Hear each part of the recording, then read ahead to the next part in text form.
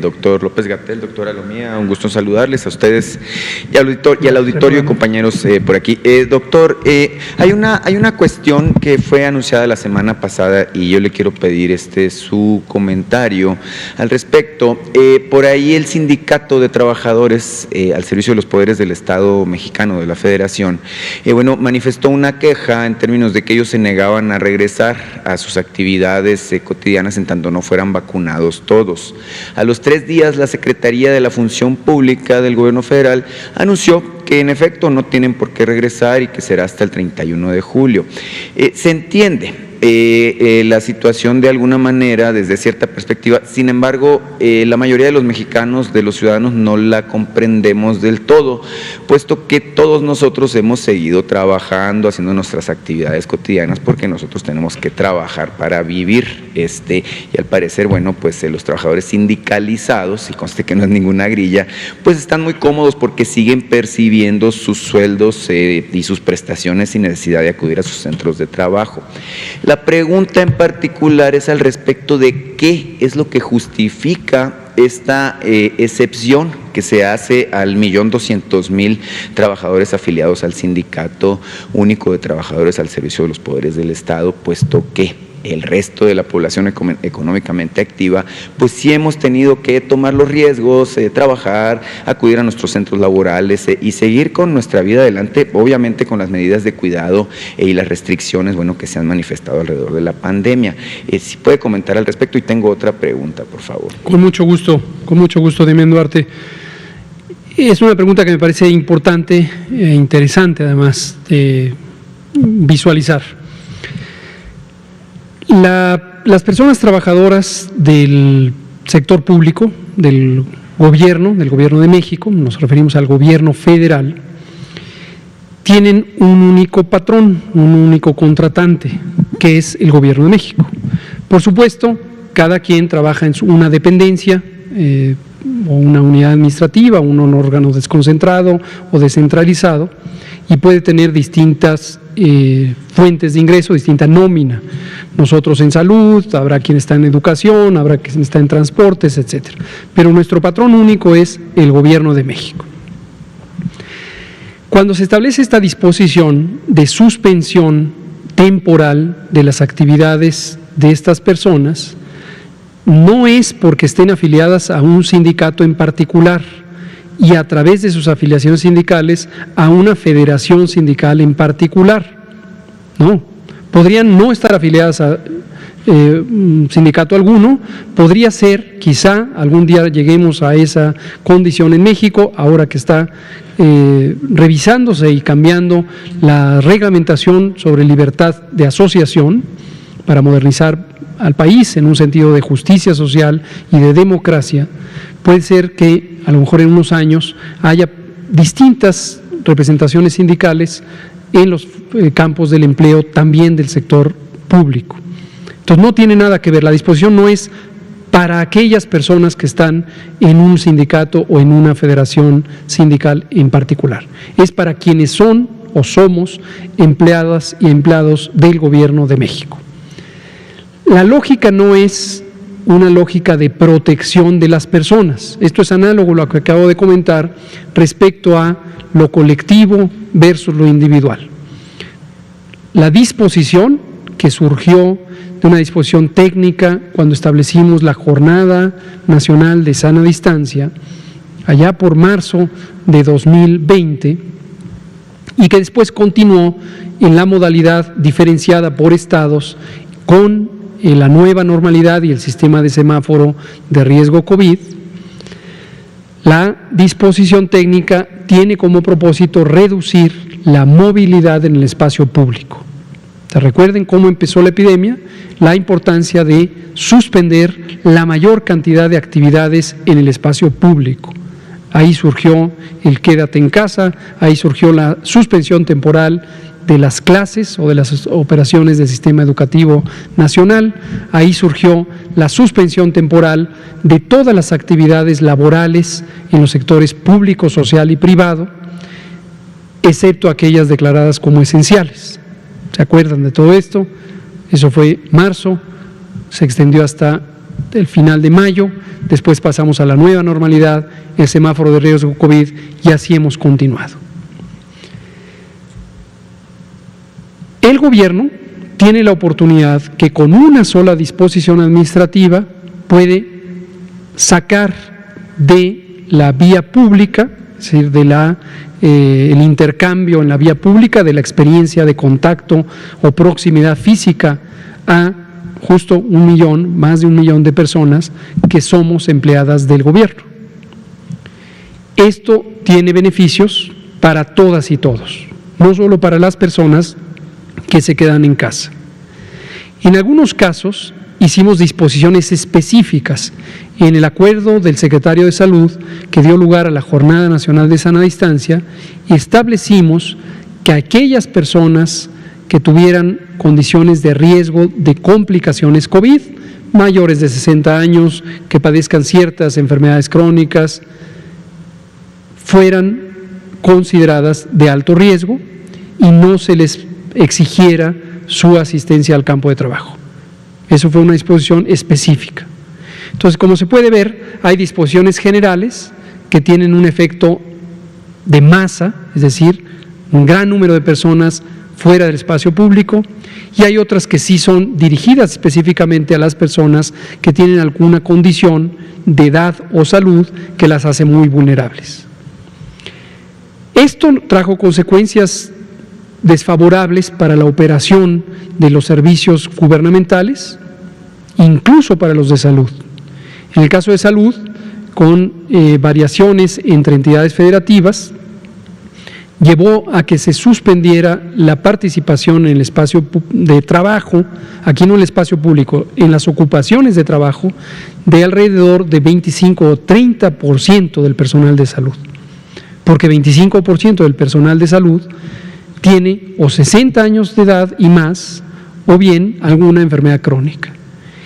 En la propia disposición, si se revisa el acuerdo original que dio lugar a la jornada de sana distancia, en la propia disposición especifica que las personas pueden trabajar voluntariamente, se implica, la implicación es pueden trabajar, pero se recomienda permitirles no trabajar.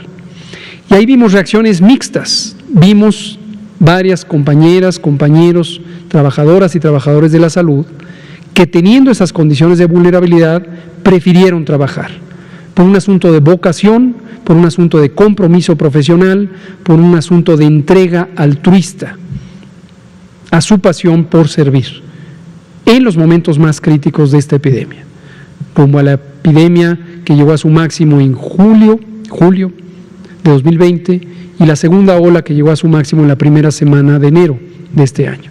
Por cierto, agradecemos profundamente a nuestras compañeros y compañeras, trabajadoras y trabajadores del sector salud que tomaron esa decisión. Pero efectivamente también encontramos, como suele ocurrir en las sociedades plurales, otro tipo de conductas. Voy a poner un caso, que no fue una persona, fueron muchas personas. Lamentablemente vimos personas trabajadoras de la salud, sobre todo en el sector de médicas y médicos, que dejaron de ir a trabajar a su puesto de trabajo público, pero se fueron a trabajar a su campo privado, lo cual evidentemente es una contradicción porque se estaban beneficiando de una disposición pública, abandonaron su responsabilidad en una institución pública, pero se ocuparon en el sector privado. Dicho sea de paso, hay parte de las personas que han estado reclamando que deben ser vacunadas en este momento que están en este tipo de condición. Vean las paradojas de las cosas. Entonces, pero dejamos en claro, no es ningún favor, prebenda o acuerdo que tenga que ver con lo sindical, es una disposición gubernamental para lograr estos fines, reducir los contagios y en su momento proteger de manera específica a las personas vulnerables. claro, doctor, que bueno, al inicio de la pandemia, pues esto era considerado un asunto urgente, obvio, necesario. Sin embargo, han transcurrido 14 meses, ¿no? Y el acuerdo que salió implica que van a estar 17 meses desmovilizados, ¿no? Y hay situaciones muy difíciles, desde el ciudadano que quiere ir a hacer un trámite al SAT, o que quiere tramitar su pasaporte, como pudiera ser mi caso, que en Hermosillo está cerrada la Delegación de Relaciones Exteriores, y la recomendación que me hacen es que, bueno, yo viajo constantemente a la Ciudad de México, que venga y lo tramite aquí, o que vaya a Veracruz, pues, como si estuviera muy cerca de Hermosillo. Pero también está el caso de sectores muy importantes, estratégicos de la industria, en donde están decretada la suspensión de los plazos. Es decir, si yo tengo un trámite que hacer y tiene 30 días, digamos, tal instancia para sacarlo, simplemente me dicen, no, tú entrégamelo, pero no hay ningún compromiso de sacarlo. Entonces, seguramente sería importante revisar la disposición en función del daño que le está haciendo en estos momentos, pues ya a la actividad cotidiana. 17 meses son demasiados meses, ¿verdad? Y vemos afortunadamente que avanza el plan de vacunación, vemos que afortunadamente baja el ritmo de contagios, y bueno, que eventualmente pues esta pandemia se convertirá en una enfermedad endémica y que bueno, tendremos los mexicanos en nuestro conjunto que volver a la normalidad. En ese sentido, la pregunta es, ¿cuándo se podría revisar esta cuestión? Y hasta ahí la dejo porque, bueno, tenía otro tema, pero ¿cómo no? Lo trataré. Gracias, Damián. Eso me parece completamente legítimo, que existan opiniones diversas. Si alguien tenía que sacar un trámite que era importante para la persona, tomemos su propio ejemplo aquí formulado, pues usted considera que es indispensable que esté abierta la Oficina de Relaciones Exteriores. Pero si lo vemos en el conjunto macro de la población, recordar que la salud pública implica observar al país en su conjunto, todo el fenómeno país en su conjunto. ¿Cuándo es procedente revisarlo? Lo revisamos periódica y continuamente. O sea, no es que se quedó y uy, qué barbaridad, no nos dimos cuenta, de ninguna manera.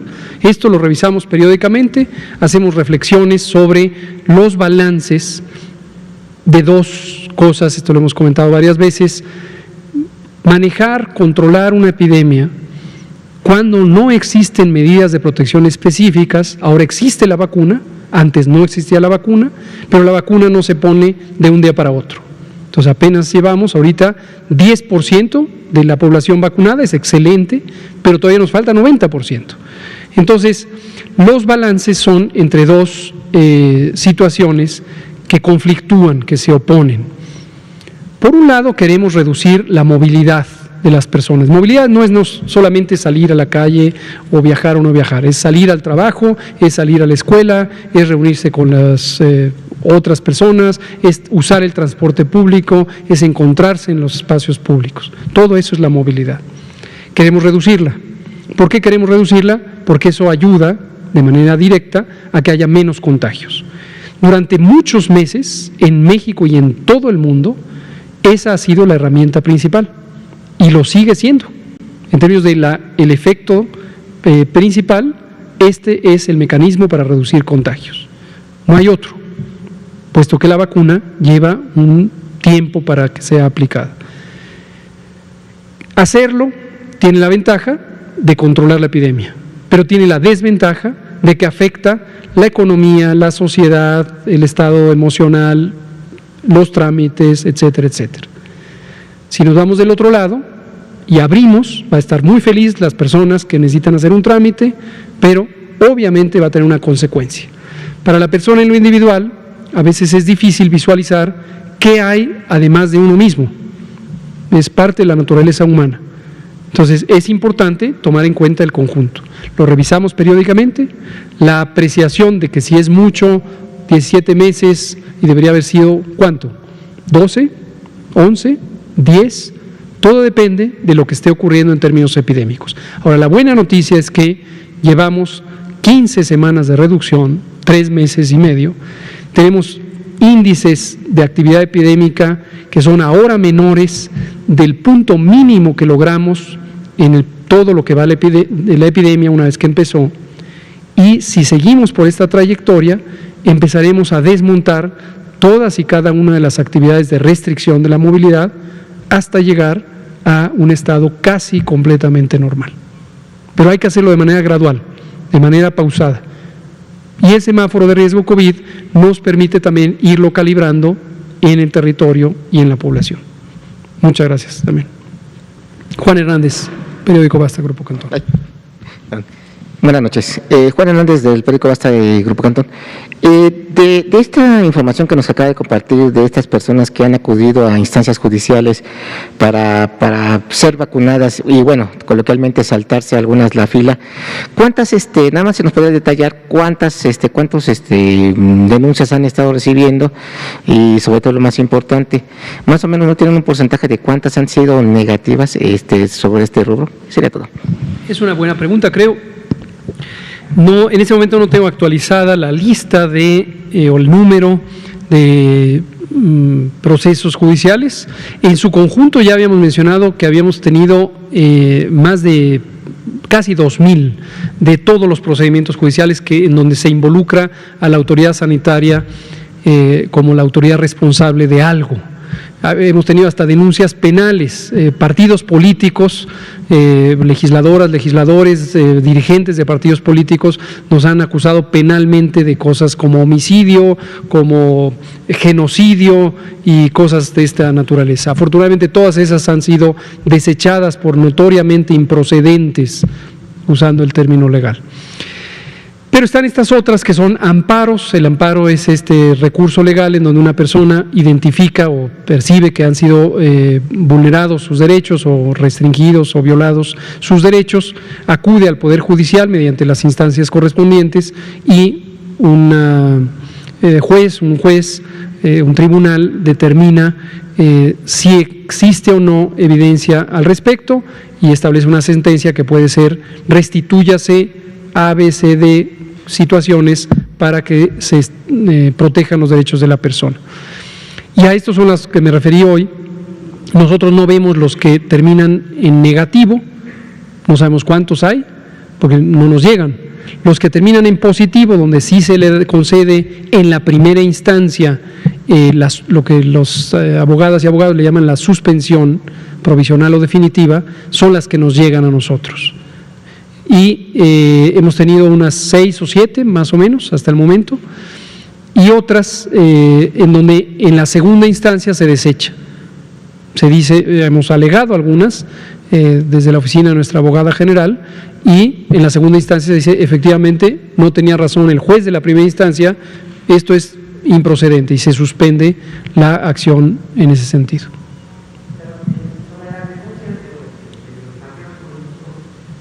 Tienen un porcentaje precisamente de estos partidos políticos que han intentado lucrar o aprovechar la pandemia precisamente para hacer leña del árbol caído, no sé cómo se dirían coloquialmente. Lo comento como fenómeno, no me corresponde identificar a partidos políticos en particular y menos en estos periodos que estamos en el periodo electoral, sería completamente inadecuado, no lo voy a hacer, solo lo comento como un fenómeno general que ilustra de nueva cuenta cómo la vida política del país ha involucrado el deseo y la práctica de utilizar un tema como la salud, como la pandemia, como la vacuna, como un elemento de, llamémoslo así, lucro político. Muchas gracias. Por favor, adelante. Oscar Sosa, de Enrate Digital. Buenas tardes, doctor Gatell. Gracias. Nos llegó a nuestras redes sociales una denuncia sobre la Oficina de Correos de México en el Centro Operativo El Naranjo, en la alcaldía Cuauhtémoc. Nos mencionan que hay 21 casos de COVID, la mayoría de ellos son carteros. Nos menciona aquí la persona que nos manda en las redes sociales que está muy preocupada porque el contagio ha ido aumentando del día 26 de abril a la fecha. Entonces, muchos que se hicieron la prueba la semana pasada, hoy ya son positivos. Entonces, es su preocupación porque dice que en la oficina la administradora es Nancy Córdoba Velázquez. Me menciona que ella, aunque hay circulares referentes a la Oficina Nacional, que manda para que se ocupen o se realicen los protocolos de sanidad, no se realizan. Entonces, me mandan hasta los WhatsApps que están en los grupos internos del trabajo y qué es lo que pueden hacer. Entonces, un llamado a la Secretaría del Trabajo y un llamado también al director de Correos de México para que chequen esta situación. Y me dice, me hicieron esta denuncia y se la digo a usted en este momento. Muchas gracias. Gracias. tomemos una solución más práctica, recomendándoles, si usted nos ayuda a transmitirles esto a estas compañeras y compañeros del sistema postal, la vía de solución es local. Aun cuando trabajen en una oficina federal, como es el Servicio Postal Mexicano, esto está ocurriendo en la Ciudad de México, por lo tanto la Autoridad Sanitaria de la Ciudad de México debe tomar una acción de estudio y control de ese brote. Entonces, que lo comuniquen de manera inmediata a la jurisdicción sanitaria de la alcaldía, la demarcación territorial, donde está la oficina. Y lo planteen, hay un brote ahí, entonces que lo comuniquen, es muy importante. Independientemente de que con todo gusto lo podemos comentar con la directora, no es director, es directora del Sistema Postal Mexicano, nuestra muy querida Rocío Bárcenas, estuvo esta mañana aquí para cancelar un timbre, y le vamos a decir con mucho gusto, en este momento le compartimos esa información. Pero insisto, para las colegas, y esto también de manera generalizada, si usted está experimentando una situación de riesgo COVID en su trabajo, no intente canalizarlo solamente por la vía laboral o quejándose en su oficina, con el jefe de su oficina, con la directora de su oficina. Eso es un asunto de salud, de atención local. Comuníquelo a la jurisdicción sanitaria para que tomen una acción inmediata de prevención, de control, de estudio del brote. Muchas gracias. Por favor, adelante. Buenas noches, Sergio Noble, de Pulso Saludable. Señor subsecretario, preguntarle si ya hay fecha para la segunda dosis de adultos mayores en el municipio de Tecámac, Estado de México. En cada municipio hay una fecha, no hay duda, y lo hay en todas. ¿Cuánto es específicamente? Depende de qué vacuna le pusieron. Y recordar, lo tenemos ya en la página coronavirus.gov.mx, una tabla que muestra el intervalo de tiempos razonables para la aplicación de la segunda dosis. Varían entre vacunas, algunas son de 21 días, otras son de 28, otras son de 2 meses, etcétera. Ok, y una más. Mencionaba usted que cuando el 20% de la población esté vacunada ya se verían más reflejados la disminución en los contagios. ¿Tiene usted un estimado de cuándo estaríamos llegando a este porcentaje? Ayer me lo preguntó Patricia Rodríguez Calva de Grupo Imagen, con mucho gusto lo vuelvo a comentar. Gracias.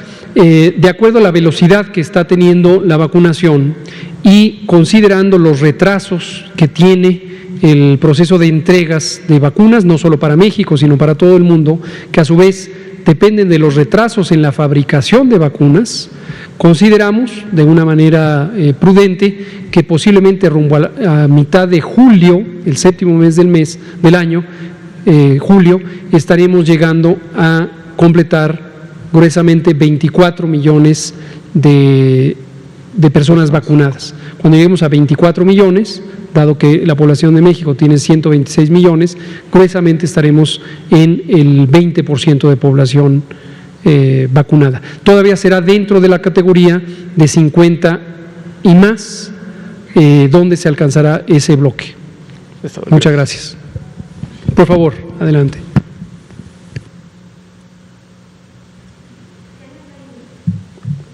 Adelante, Janet Galindo, por favor.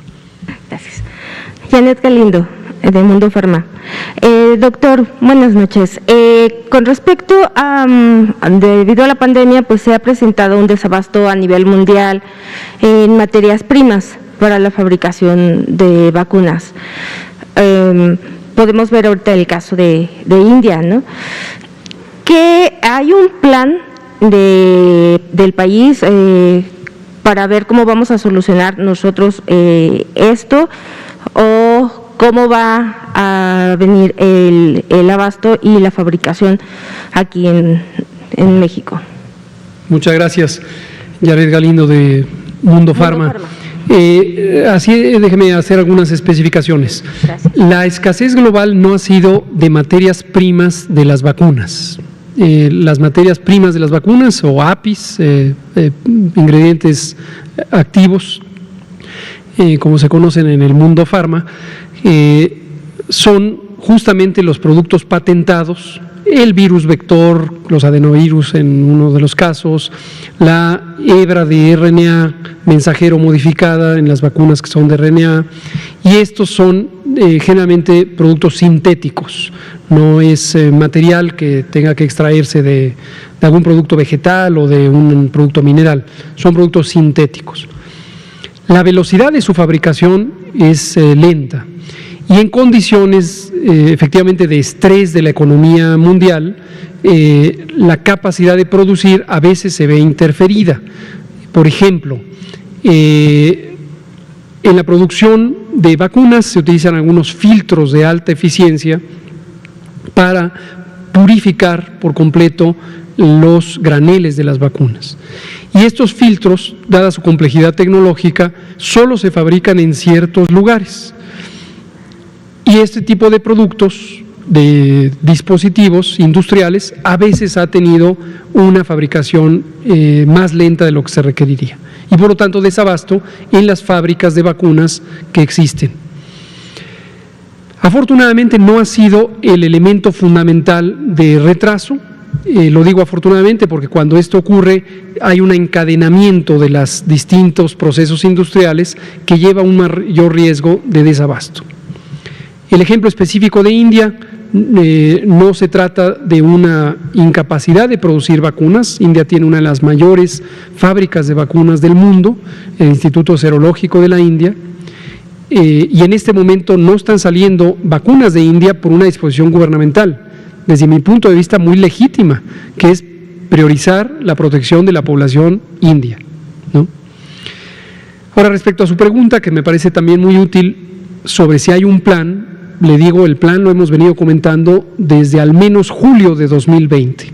Mayormente lo ha comentado el canciller, nuestro canciller Marcelo Ebrard, presenta cada martes del Pulso de la Salud y a veces en otras ocasiones, justamente el abordaje de relaciones exteriores respecto al abastecimiento de vacunas. Y le agradecemos a él y a todo su equipo que de manera muy diligente, desde mediados del 2020, se dieron a la tarea de explorar el mercado mundial de vacunas. En esto participó también nuestro embajador en las Naciones Unidas, el doctor Juan Ramón de la Fuente, ex secretario de Salud, y lograron identificar ese mapa de posibles proveedores. Y este ha sido un esfuerzo colectivo. La propia doctora Álvarez Builla, la directora general de CONACYT, ha hecho lo propio en lo que a ella le corresponde y a su institución, que es el mapeo científico de los proyectos prometedores. Entonces ha sido un trabajo colegiado, un trabajo colectivo que estamos muy satisfechos, ha dado frutos. México es en este momento el país número 12, si ordenamos de mayor a menor el número de vacunas recibidas y aplicadas, somos el país número 12 de casi 200 países o estados soberanos que hay en el mundo. Esto desde luego nos ha permitido ser el primer país de América Latina que inició la vacunación y mantener un ritmo de vacunación ininterrumpido, de repente con subidas y bajadas en la velocidad, pero ininterrumpido, de acuerdo a nuestro plan de vacunación. Muchas gracias. Pues aquí terminamos, son casi las 20 horas, faltan 30 segundos para ello, y le recordamos a la población, llevamos 15 semanas de reducción de la epidemia, no se ha terminado. Cuando eso ocurra, no lo duden, lo declararemos enfáticamente con gran gusto, todavía no se ha terminado la epidemia, pero llevamos 15 semanas consecutivas de reducción. Estamos en la semana 16 y continúa la reducción. En todas las entidades federativas se está vacunando, los grupos ya sea de edad o de ocupación que se vacunan con propósitos específicos están siendo vacunados, y le pedimos a usted y a su familia y a sus amigas y amigos, comparte esta información. La vacuna es gratuita, la vacuna es un programa de gobierno, es de cobertura universal. Entre más personas se vacunen, ojalá se vacune toda la población que reside en México, más protegidas y protegidos vamos a estar. Vacúnese y regístrese en este momento de 50 años en adelante de edad, regístrese en mivacuna.salud.gov.mx. Muchas gracias.